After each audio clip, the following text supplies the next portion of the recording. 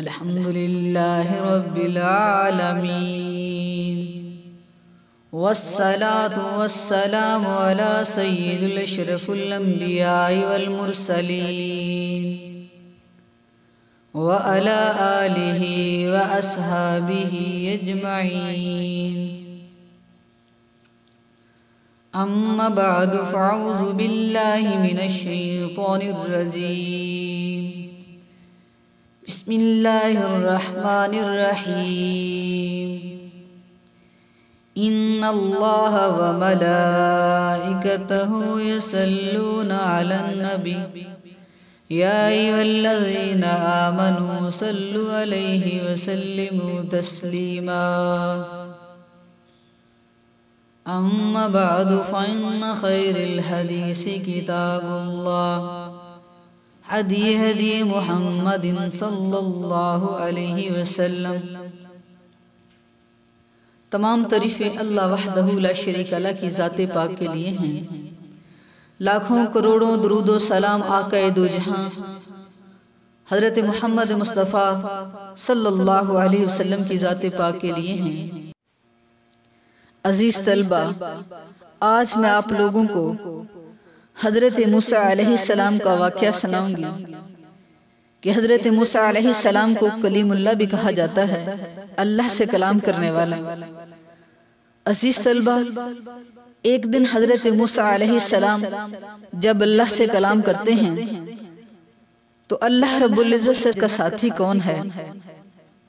تو اللہ رب العزت فرماتے ہیں، اے موسیٰ علیہ السلام، تیرا جنت کا ساتھی ایک قصاب ہے۔ حضرت موسیٰ علیہ السلام جب اللہ سے کلام کر کے واپس آتے ہیں تو اس قصاب کی دکان پر بیٹھ جاتے ہیں۔ جب اس قصاب کی دکان پر بیٹھ جاتے ہیں، وہ قصاب جب گوشت سے فارغ ہوتا ہے تو حضرت موسیٰ علیہ السلام کبھی اس قصاب کو دیکھتے ہیں، کبھی اپنے آپ کو دیکھتے ہیں کہ موسیٰ علیہ السلام کا ساتھی ایک قصاب، کوئی عالم نہیں، کوئی مجاہد نہیں، موسیٰ علیہ السلام کا ساتھی ایک قصاب۔ خیر، جب قصاب اپنی دکان سے فارغ ہوتا ہے، اپنا تھیلا پکڑتا ہے اور اب گوشت کا ٹکڑا ڈال دیتا ہے۔ گوشت کا ٹکڑا جب تھیلے میں ڈال لیتا ہے، دکان کو بند کرتا ہے، تو حضرت موسیٰ علیہ السلام اس سے سوال کرتے ہیں کہ اے میرے بھائی، میں آپ کے ساتھ جانا چاہتا ہوں۔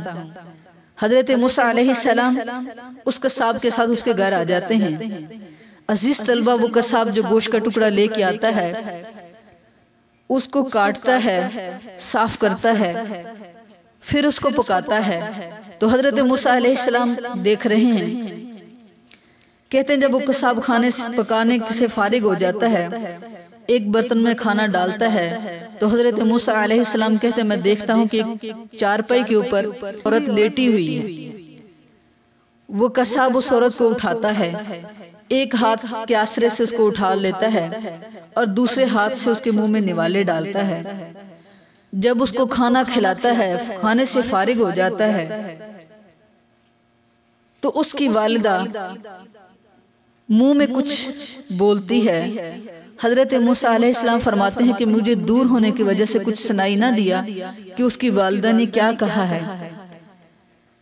کہتے ایک دن گزرا، حضرت موسیٰ علیہ السلام جب دوسرے دن پھر اللہ سے کلام کرتے، کہتے اللہ موسیٰ کا ساتھی وہ قصاب ہے۔ اللہ رب العزت فرماتے ہیں، ہاں موسیٰ تیرا ساتھی وہی قصاب ہے۔ حضرت موسیٰ علیہ السلام فرماتے ہیں میں دوسرے دن بھی اس قصاب کے ساتھ جاتا ہوں، تیسرے دن بھی اس کے ساتھ جاتا ہوں، اس عورت کو کھانا کھلایا۔ تو حضرت موسیٰ علیہ السلام کہتے ہیں کہ کل کی طرح اس نے اپنی والدہ کو کھانا کھلایا، اس کا منہ صاف کیا اور لٹا دی۔ اس کی والدہ نے پھر منہ میں کچھ کہا۔ حضرت موسیٰ علیہ السلام فرماتے ہیں کہ مجھے کہ وہ خود سے بیٹھ بھی نہیں سکتی، اتنی ضعیف ہے۔ حضرت موسیٰ علیہ السلام کہتے ہیں میں دیکھ رہا ہوں اور مجھ سے رہا نہ گیا۔ میں نے اس نوجوان سے پوچھا کیا تیرا اور کوئی بہن بھائی ہے؟ اس نے کہا میرا اور کوئی بہن بھائی نہیں ہے، میں یتیم ہوں۔ حضرت موسیٰ علیہ السلام فرماتے ہیں جب وہ بڑھیا کھانے سے فارغ ہوتی ہے تو حضرت موسیٰ علیہ السلام فرماتے ہیں کہ وہ منہ میں کچھ کہتی ہے حضرت موسیٰ علیہ السلام فرماتے ہیں کہ مجھے دور ہونے کی وجہ سے کچھ سمجھ نہ آیا کہ اس عورت نے کیا کہا ہے۔ تو کہتے ہیں میں نے اس نوجوان سے پوچھا کہ آپ نے جب کل بھی کھانا کھلایا تو کھانے سے فارغ ہونے کے بعد آپ کی والدہ نے کچھ کہا ہے، آج بھی جب آپ نے کھانا کھلایا ہے تو آپ کی والدہ نے کھانا کھانے کے بعد کچھ کہا ہے، تو یہ کیا کہتی ہیں؟ وہ نوجوان کہتا ہے کہ چھوڑو، کیا کرو گے جان کے؟ حضرت موسیٰ علیہ السلام فرماتے ہیں نہیں، پھر بھی بتاؤ اس بوڑھی عورت نے کیا کہا ہے؟ حضرت موسیٰ علیہ السلام فرماتے ہیں کہ وہ شخص کہنے لگا میری والدہ کہتی ہے کہ اللہ تمہیں جنت میں موسیٰ کا ساتھی بنائے، اور وہ شخص کہتا ہے اے بھائی، کہاں میں قصاب، کہاں موسیٰ علیہ السلام اللہ کے پیغمبر، اور میں کہاں ایک گناہگار سا بندہ، اور بس میری والدہ ہے کچھ بھی کہتی ہے۔ حضرت موسیٰ علیہ السلام فرماتے ہیں میں نے کہا اے نوجوان، تیری اللہ نے سن لی، تو جنت میں موسیٰ کا ساتھی ہوگا۔ عزیز طلبہ، غور کرنے کا مقام ہے، میرا رب بڑا کریم ہے۔ عزیز طلبہ، اللہ کے 99 نام ہے، 99 نام ہے، جس کے اندر صرف 2 لفظ ہیں، قہار اور جبار۔ اللہ کہتا ہے اے میرے بندے، اے میری بندی، میرے قہر سے بچ، میرے جبر سے بچ۔ عزیز طلبہ، میرا رب بڑا کریم ہے، میرا رب بڑا غفور الرحیم ہے۔ اللہ رب العزت قرآن مجید فرقان حمید میں فرماتے ہیں بالوالدین احسانا، والدین کے ساتھ احسان کرو، والدین کے ساتھ نرمی اختیار کرو۔ عزیز طلبہ، ماں باپ کی خدمت کر لو، ماں باپ کی خدمت سے جو دعائیں ملے گی وہ دعائیں رد نہیں ہوگی، وہ اللہ کے ہاں قبول ہو۔ کریم آقا حضرت محمد مصطفیٰ صلی اللہ علیہ وسلم نے فرمایا کہ جس نے اپنے ماں باپ کو راضی کر لیا گویا اس نے اللہ کو راضی کر لیا۔ عزیز طلبہ، ہم دین سے دور ہو چکے ہیں، ہم نے حدیث سے رہنمائی لینا چھوڑ دیا ہے، ہم راتوں کو جاگتے ہیں، دنوں کو سوتے ہیں۔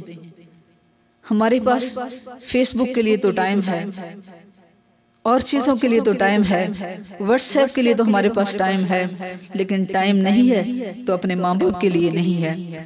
عزیز طلبہ، اگر ماں باپ آ کے بیٹھ جائے تو ہم کہتے ہیں ہم تو بور ہو رہے ہیں، آپ چھوڑ دو، آپ کا دور ختم ہو چکا ہے، یہ نیا دور ہے۔ نانا عزیز طلبہ، ماں کی بڑی عظمت ہے، ماں کا بڑا مقام ہے۔ میرے کریم آقا حضرت محمد مصطفیٰ صلی اللہ علیہ وسلم نے فرمایا جس نے اپنے ماں باپ کو راضی کر لیا، جس نے اپنی ماں کو راضی کر لیا، گویا اس نے رب کو راضی کر لیا۔ عزیز طلبہ، ماں کے قدموں میں جنت ہے۔ مصطفیٰ صلی اللہ علیہ وسلم فرماتے ہیں، حضرت ابوبکر رضی اللہ عنہ بیان فرماتے ہیں کہ میرے آقا عشاء کی نماز پڑھ کے بیٹھ گئے تو فرماتے ہیں صحابہ کو کہ اگر آج میری والدہ زندہ ہوتی، میں نماز پڑھا رہا ہوتا، میں سورۃ فاتحہ شروع کر چکا ہوتا، میری ماں پردہ ہٹاتی، مجھے آواز دیتی محمد، تو کہتے ہیں میں فرض نماز توڑ کے چلا جاتا، میں نماز توڑ دیتا۔ عزیز طلبہ، میرے کریم آقا نے بتا دیا کہ ماں کی عظمت کیا ہے، ماں کی شان کیا ہے۔ عزیز طلبہ، جس نے اپنے ماں باپ کو راضی کر لیا اس نے اللہ کو راضی کر لیا۔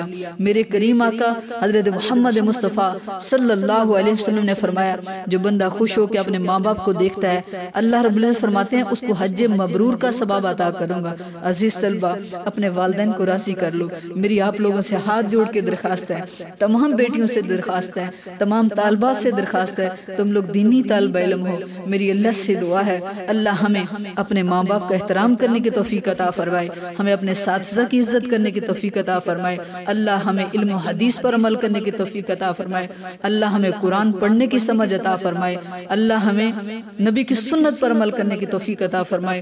وما علینا الا البلاغ المبین والحمد للہ رب العالمین۔